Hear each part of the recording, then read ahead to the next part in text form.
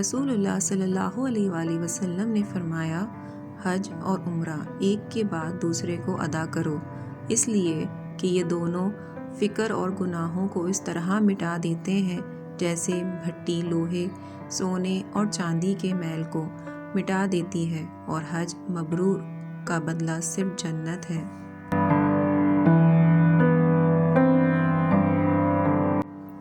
رسول اللہ صلی اللہ علیہ وآلہ وسلم نے فرمایا، جس نے حج کیا اور اس نے کوئی فحش اور بیہودہ بات نہیں کی اور نہ ہی کوئی گناہ کا کام کیا تو اس کے گزشتہ تمام گناہ بخش دیے جائیں گے۔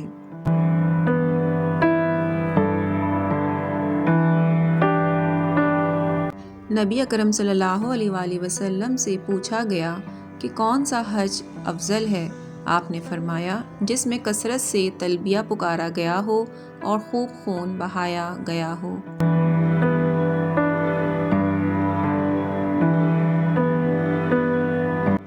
رسول اللہ صلی اللہ علیہ وآلہ وسلم نے فرمایا، جو مسلمان بھی تلبیہ پکارتا ہے، اس کے دائیں یا بائیں پائے جانے والے پتھر، درخت اور ڈھیلے سبھی تلبیہ پکارتے ہیں، یہاں تک کہ دونوں طرف کی زمین کے آخری سرے تک کی چیزیں سبھی تلبیہ پکارتی ہیں۔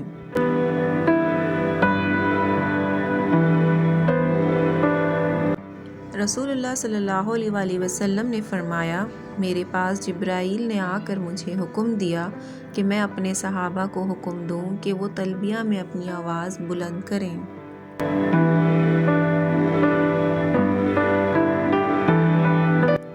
ایک شخص نے عرض کیا، اللہ کے رسول، ہم احرام کہاں سے باندھیں؟ آپ نے فرمایا، اہل مدینہ ذی الحلیفہ سے احرام باندھیں، اہل شام جحفہ سے اور اہل نجد قرن سے، اور لوگوں کا کہنا ہے کہ اہل یمن یلملم سے۔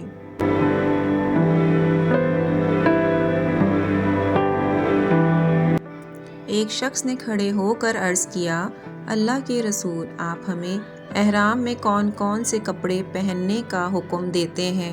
رسول اللہ صلی اللہ علیہ وآلہ وسلم نے فرمایا، نہ قمیص پہنو، نہ پاجامے، نہ عمامے اور نہ موزے، اعلیٰ یہ کہ کسی کے پاس جوتے نہ ہوں تو وہ خف چمڑے کے موزے پہنے اور اسے کاٹ کر ٹخنے سے نیچے کر لے، اور نہ ایسا کوئی کپڑا پہنو جس میں زعفران یا ورس لگا ہو، اور محرم عورت نقاب نہ لگائے اور نہ دستانے پہنے۔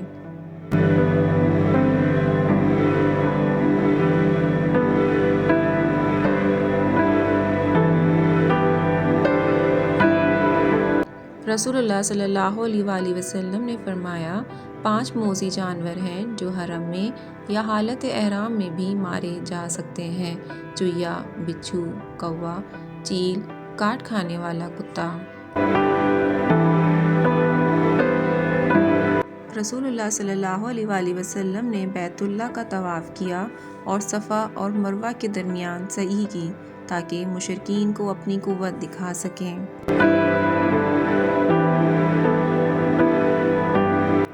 نبی اکرم صلی اللہ علیہ وآلہ وسلم نے فرمایا، اے بنی عبد المناف، رات دن کے کسی بھی حصے میں کسی کو اس گھر کا طواف کرنے اور نماز پڑھنے سے نہ روکو۔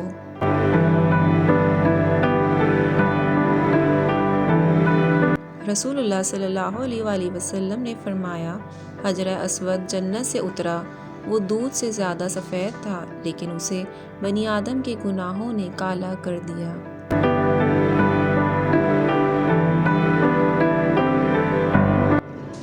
میں نے رسول اللہ صلی اللہ علیہ وآلہ وسلم کو فرماتے سنا، حجر اسود اور مقام ابراہیم دونوں جنت کے یاقوت میں سے 2 یاقوت ہیں، اللہ نے ان کا نور ختم کر دیا، اگر اللہ ان کا نور ختم نہ کرتا تو وہ مشرق و مغرب کے سارے مقام کو روشن کر دیتے۔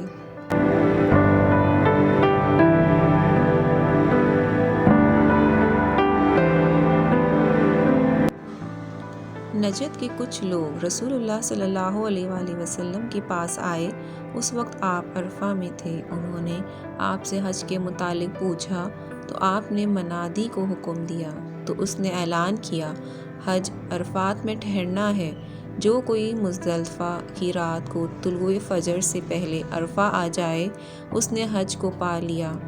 منا کے 3 دن ہیں، جو جلدی کرے اور 2 دن ہی میں چلا جائے تو اس پر کوئی گناہ نہیں، اور جو دیر کرے تیسرے دن جائے تو اس پر بھی کوئی گناہ نہیں۔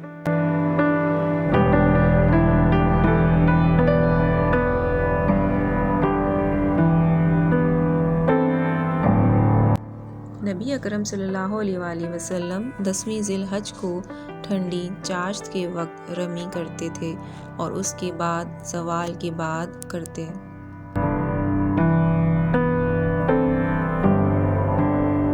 رسول اللہ صلی اللہ علیہ وآلہ وسلم نے سر منڈوایا، صحابہ کی ایک جماعت نے بھی سر منڈوایا اور بعض لوگوں نے بال کتروائے۔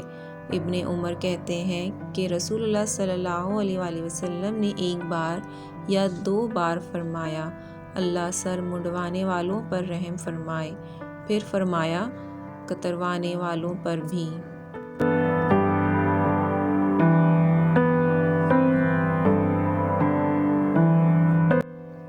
ایک شخص نے رسول اللہ صلی اللہ علیہ وآلہ وسلم سے پوچھا کہ میں نے ذبح کرنے سے پہلے سر منڈوا لیا۔ آپ نے فرمایا اب ذبح کر لو، کوئی حرج نہیں۔ ایک دوسرے نے پوچھا میں نے رمی سے پہلے ناہر ذبح کر لیا ہے۔ آپ نے فرمایا اب رمی کر لو، کوئی حرج نہیں۔